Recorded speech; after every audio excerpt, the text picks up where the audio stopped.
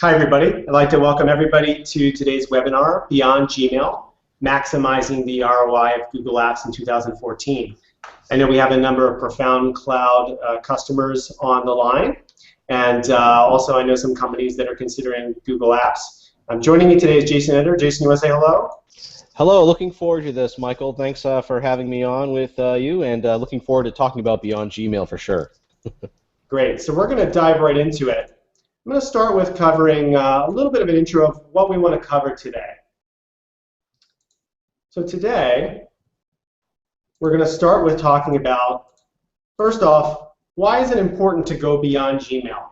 As a Google Apps customer or as a company that's considering Google Apps, why is it important to look beyond the basic functionality of email and calendar to sort of get the most of the platform? And to do that, we're going to look at 4 particular pieces of the platform that we feel like are the most underutilized and present the most potential for gaining benefits in your business. And those would be a Google Drive, Hangouts, a Google Maps, that's Maps Engine, and Google Chromebooks. We're going to give you some specific use case examples of how we here at Profound Cloud have been able to use these tools to help grow our business, as well as some other companies that have done the same. And then we're going to cover topics for really understanding how to apply these tools to maximize ROI, because we're not here just to use the tools for the sake of using the tools. We want to have an end business result in mind. So as much as possible, that's going to be the focus today. So when we think about customers that we see adopt Google Apps, oftentimes we notice that when they think about Google Apps, they think about this: their email, their calendar, and then perhaps there's some random documents and spreadsheets they're sharing in Google Drive. When in reality, we know that Google Apps is a platform. And it's probably one of the reasons why you adopted Google Apps in the first place or are considering adopting Google Apps. Because there's a whole plethora of tools available to your business that are integrated. But sometimes it can be a little bit unclear on what these tools are and exactly how they can be best applied in your business. So if you're clicking around in Google Apps, you may see these series of icons. But when I look at this, and when we hear Profound Cloud look at these icons, we don't see just icons. We see possibilities, right? I see that my Chromebook is the only device and the only piece of software I need. I see that Google Maps lets me get new insights into business data that I didn't have before. We use Google Plus to share information socially within the organization and to promote company culture internally. I use Hangouts to keep me connected with my team no matter where they are, anytime, anywhere, any device, and so on and so forth. So our goal today is to start to open your mind to the possibilities of what these tools can provide for your business and how you can use them to drive operational results. So if you're still back in that place where you're just thinking about Gmail and calendar and maybe the occasional doc, one question you might ask is, where did we go wrong? How did we end up in this place where we have this incredibly powerful platform at our fingertips, but we're utilizing so little of it? Well, you shouldn't get too down on yourself. Here's a survey that our friends over at BetterCloud did recently about adoption throughout the Google Apps platform. And specifically, they wanted to look at what applications within the Google Apps platform companies were using. And they wanted to slice and dice that based on how long the companies have been Google Apps customers. And so you can see that right off the bat, almost every company that adopts Google Apps uses Gmail and Calendar. And actually, that's sort of our recommendation to most companies that come to us interested in Google Apps, is to focus first on just the core productivity part of the platform, which is Gmail and Calendar. But then, as you notice, as companies start to use the platform for longer, 1, 2, 3 years and more, they start to interact and adopt with other parts of the platform, Drive, Google Sites, Hangouts, Google Plus, and Chromebooks.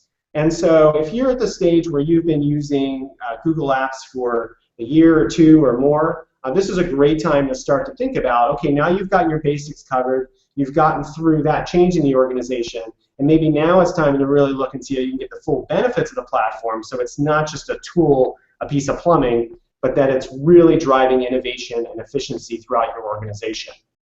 The second reason why I believe businesses oftentimes aren't looking beyond Gmail and Calendar is simply because I often hear this. I hear, Michael, I don't know what I don't know. And I know this is so true for executives and business owners. It is incredibly challenging to keep up with the ever-changing technology landscape, and all the tools are available to you.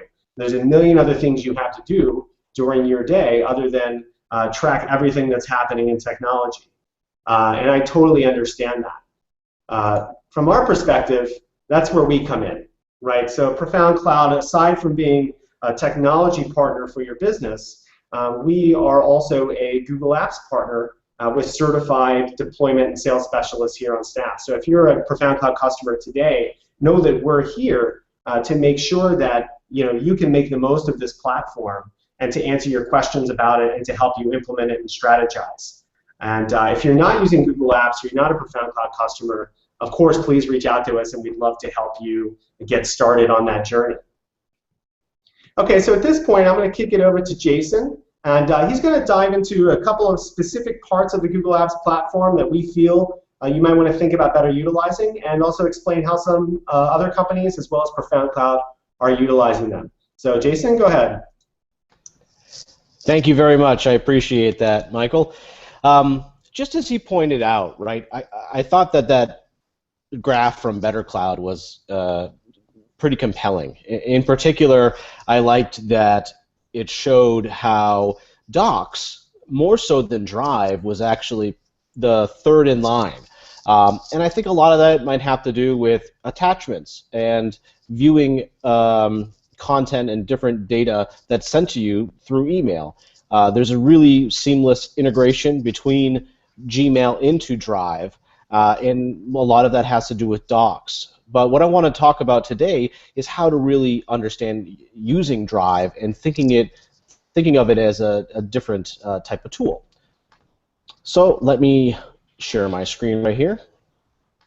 And there we go. I'm just going to go back. So Google Drive. I believe that there's a compelling argument that Drive could be looked at as a standalone platform all to itself. For example, if you recently purchased a computer, it's typically preloaded with a word processor, like Microsoft Word, or if it's a Mac, Pages, right? You'll have Excel or Numbers, some type of analysis tool with number crunching. Then you'll get a presentation creator, and then, of course, on the device, you have plenty of storage. Well, that's exactly what Google Drive is. And it integrates seamlessly with all the applications you regularly use, as Michael identified earlier, such as Gmail, Calendar, and even your contacts. So I think the effective use of Google Drive from a business perspective requires you to take a step back. Think about what you want with your organization's data.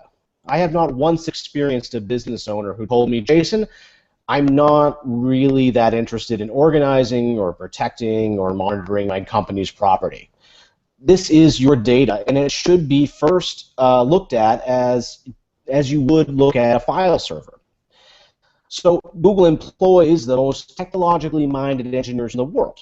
Keep that in mind. And their sole purpose is to deliver, or rather empower, your organization to access your information seamlessly on any device through a collaborative interface that is protected by the most innovative encryption process hosted across multiple locations across the world.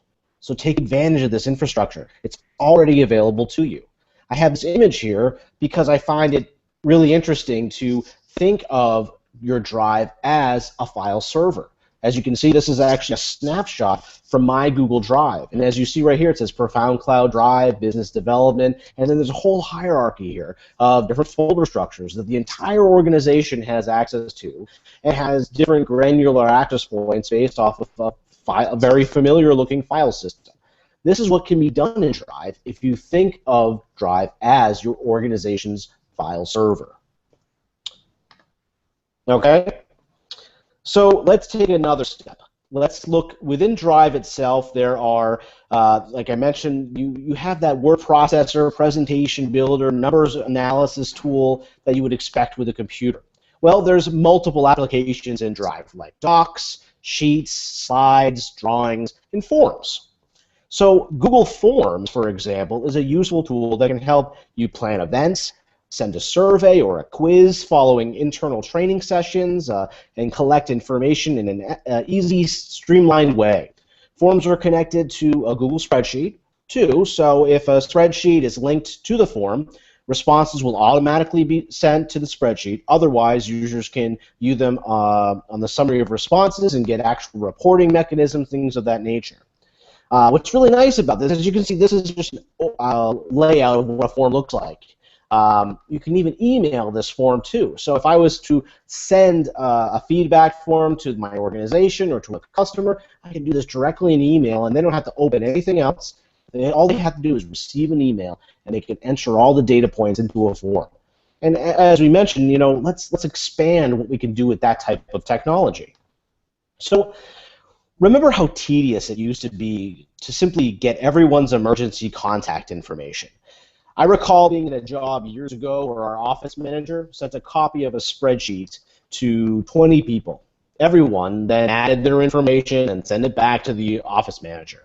Some even emailed the info back instead of using the spreadsheet. So it started with 20 copies, and now we have at least 35 copies plus an email, text to copy and merge and manage, right? Kind of a disaster, and the simple task becomes a very tedious, elongated process. With forms, you utilize the strength of drive, which is one copy, one single copy forever. It's always up to date and always available with revision history too. Okay? So if we take a deeper look here, we can think about employee onboarding, right? Or so an HR team would be able to access this information and, did I or did I not read the employee manual? Check yes. Good, I have a record of that now. Employee evaluations, how is this going? Do you like this new product? Are you happy with what we're doing? Expense reports. Expense reports is something all to itself. It's its own animal, right? To be able to access a form through my mobile device or my tablet, if I'm on the go and I just ate something, I could take a picture, insert it into the form, send that form off to my the accountant. They can have that information. It's all recorded for me, which is great. Time tracking, same type of idea with the expense report, but with time tracking. Are you working on projects? Do you have certain resources that are allocated to certain parts of projects? You can actually track them, where they are on site, etc. And then, of course, just general customer feedback, which I want to highlight in particular because this is what Profound Cloud does quite often. So we have a program called Gold Star for Customer Service. So because our support strategy is so important to Profound Cloud, what we do to anytime we have a support case is we send our customers a form. And we ask them, how did we do? Because we're always looking to gain knowledge, understand what we're doing well, what we're not doing well, and just have a better understanding of how our success rate is, right?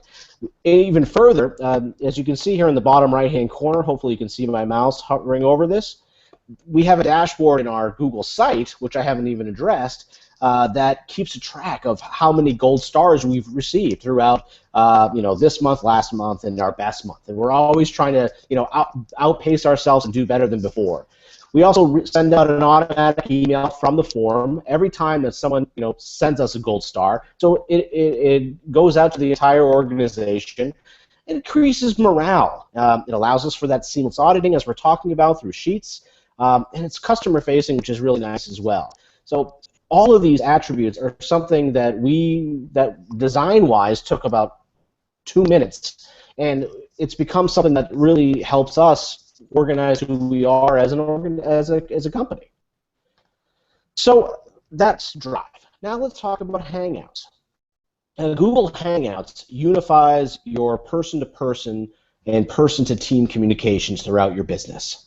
That includes quick answers through chat, meeting face-to-face with video conferencing, live streaming like we are right now today. This is a Hangout, and even placing phone calls. You can share files from Google Drive.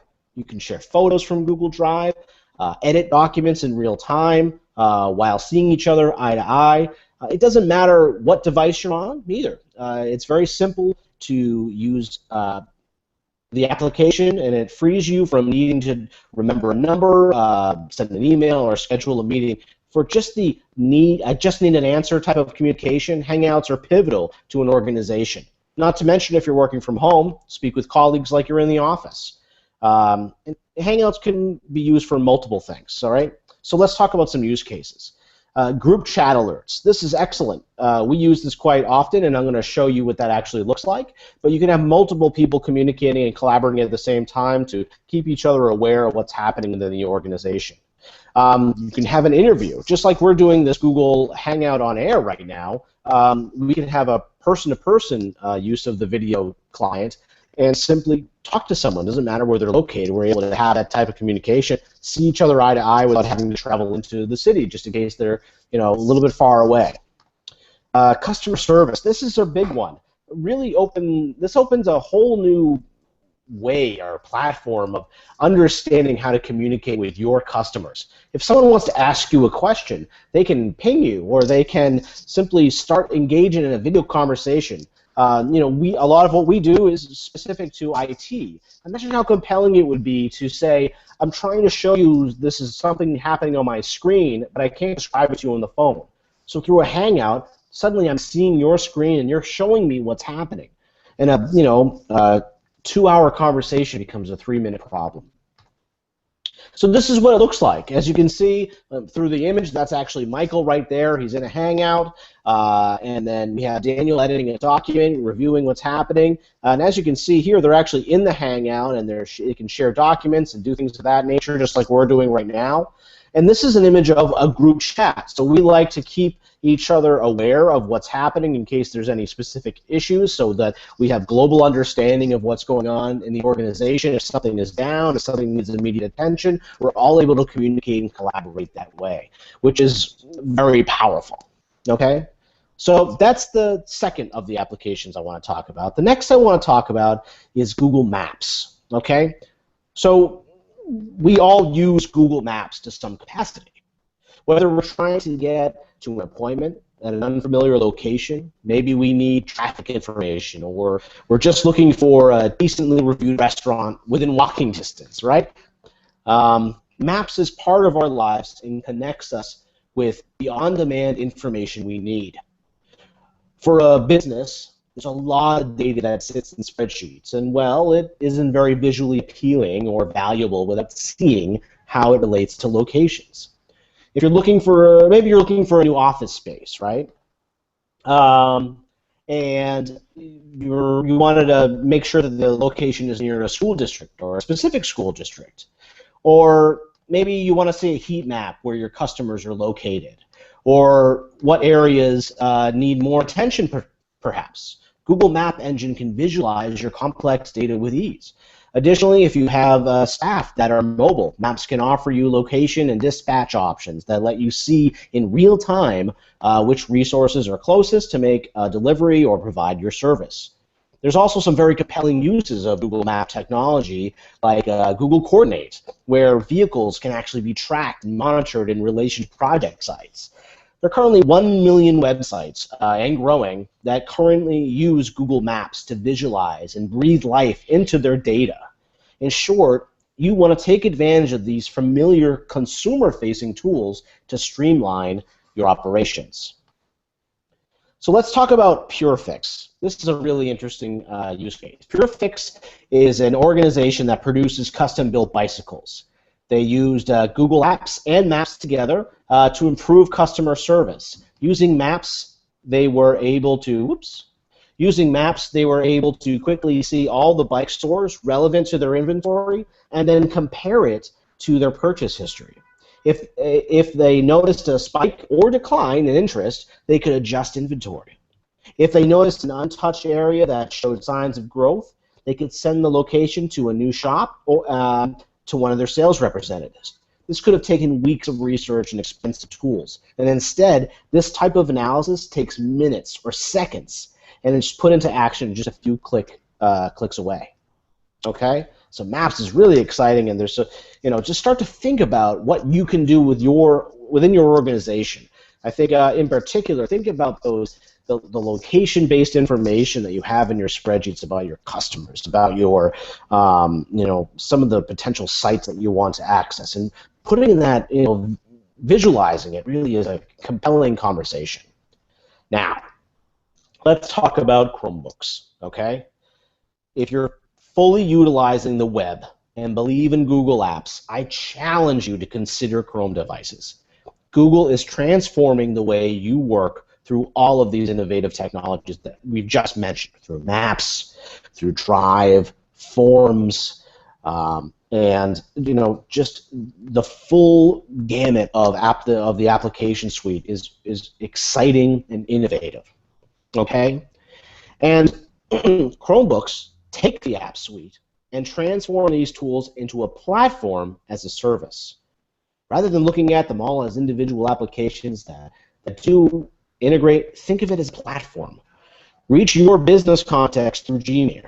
Share secure company data in Google Drive. Collaborate with your team using docs, forms, slides, and sheets. Engage your staff through Hangouts. Visualize your growth potential using apps and maps.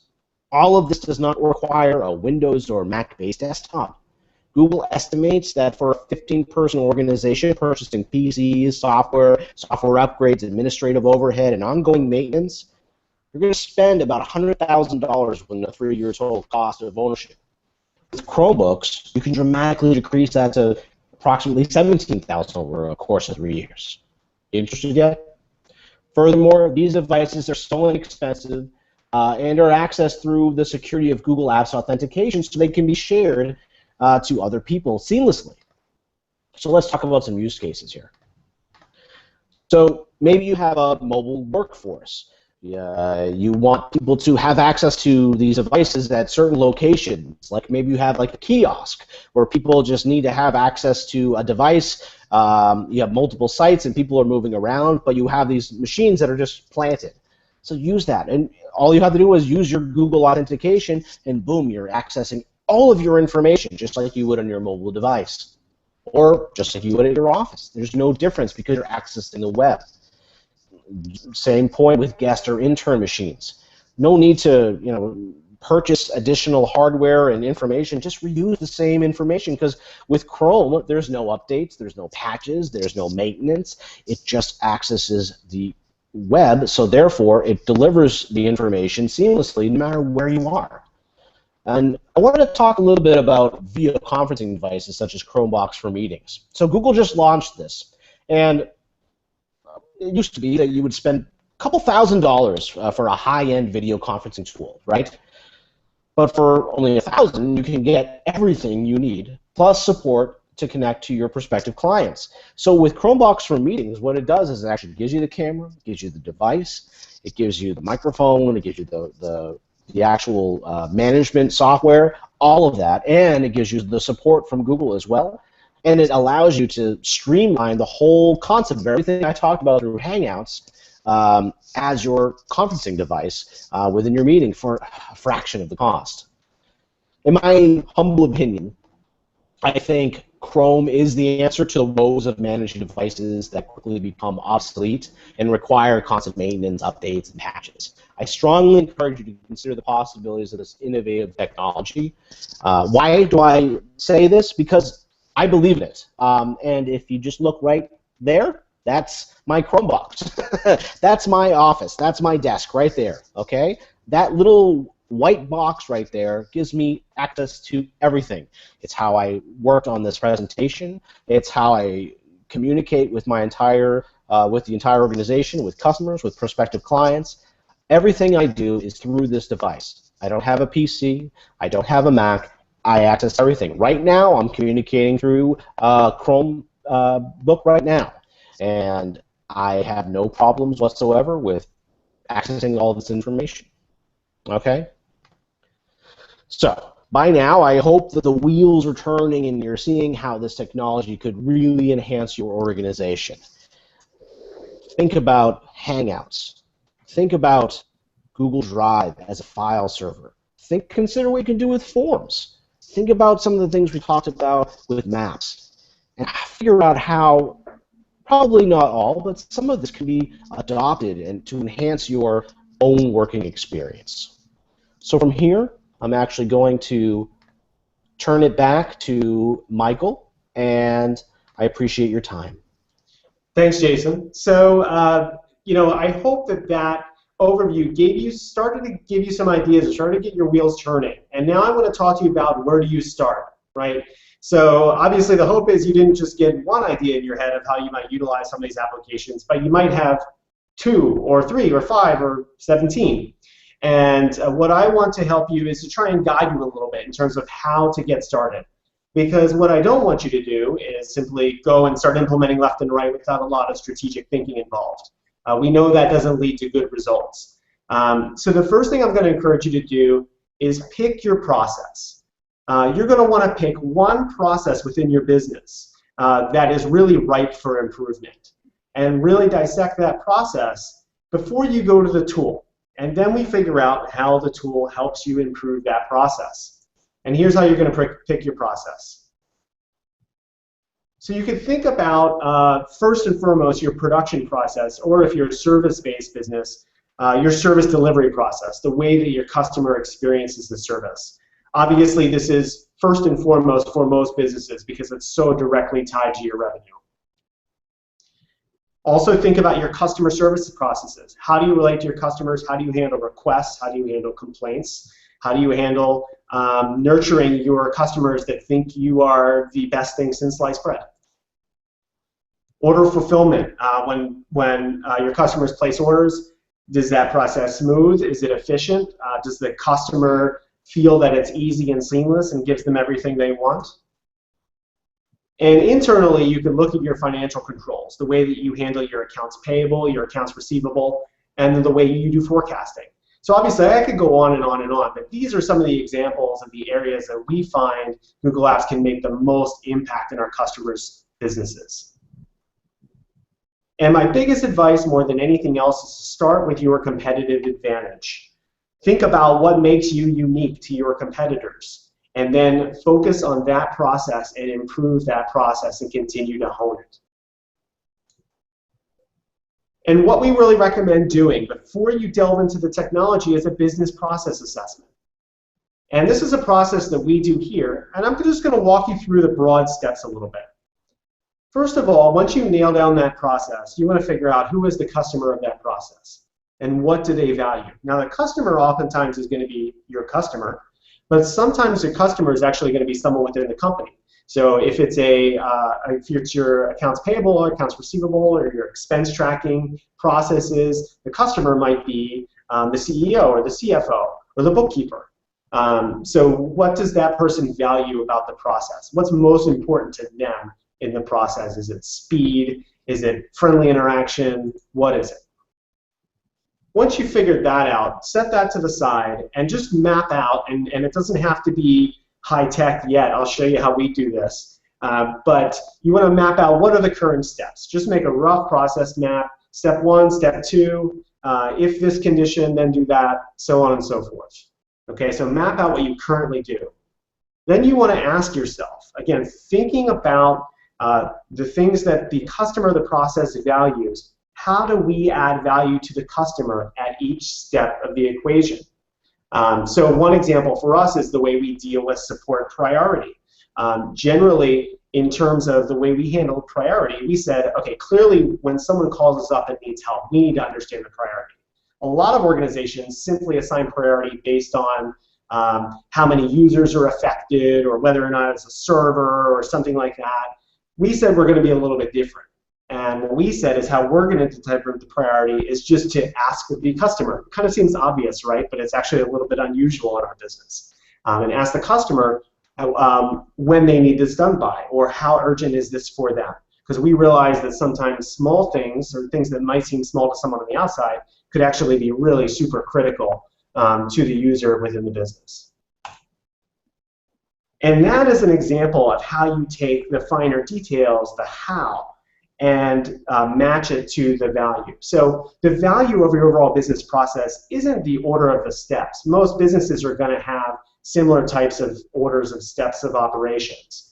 But it's the how, it's what's in the margins, it's the finer details of what you do that serve your customer or serve the customer of the process best. So once you have the process mapped out and once you understand the steps, the next thing is to ask yourself the how. And just to show you, obviously we're a fairly high-tech organization here, but this is a great time to get low-tech and hands-on.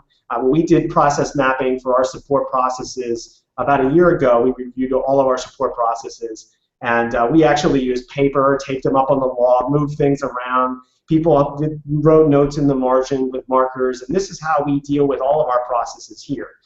So this is a great way to get started, and mostly what I want to show you is that it's important to start with the process before you dive into the tool, because it's easy to get excited about a tool and how it can help your business, but there's an investment of time involved and perhaps a little bit of money to implement that tool.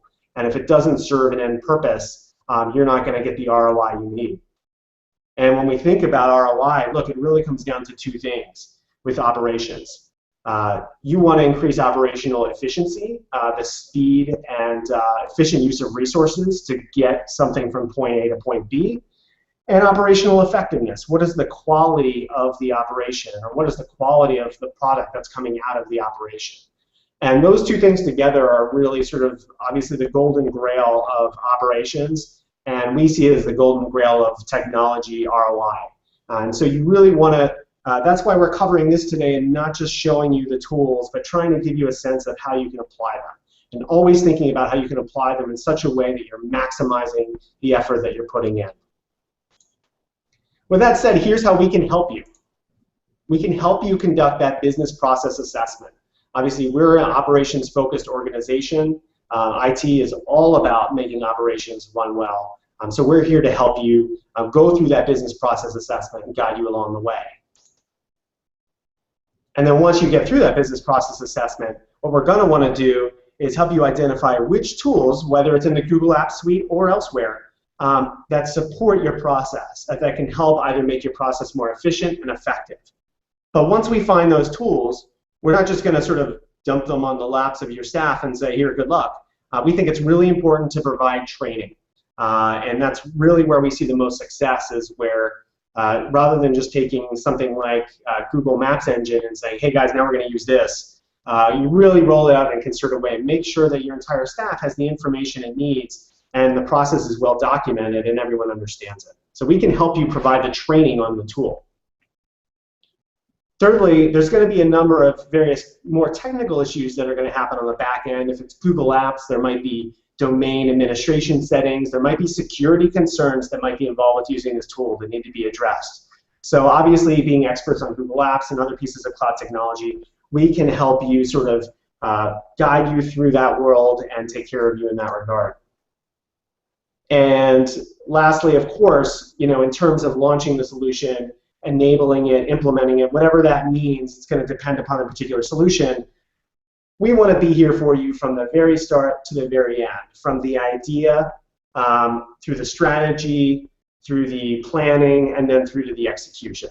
That's really our goal, is to be here for you as a partner end to end. With that being said, I'm going to wrap it up for today's webinar. I'm going to leave our contact information up here. Again, I know a lot of you know us well and you talk to us very frequently, so you have this. But if you're someone out there who doesn't know us, please reach out.